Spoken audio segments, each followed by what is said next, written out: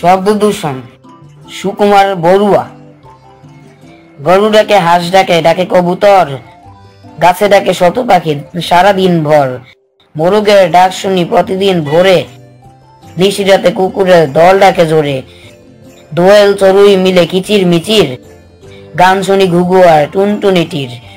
শহরের পাতিকাক ডাকে যাকে যাকে, ঘুম দেয় মুশকিল হর্নের হাকে। সিডি চলে, টিভি চলে, বাজে টেলিফোন, দরজায় বেল বাজে কান পেতে শোনো। গদিপথে ফেরিওয়ালা হাঁকে আর হাঁটে, ছোটদের হইচই স্কুল মাঠে। পল্লীর সেই সুরে ভরে যায় মন, শহুরে জীবন জ্বালা শব্দ দূষণ।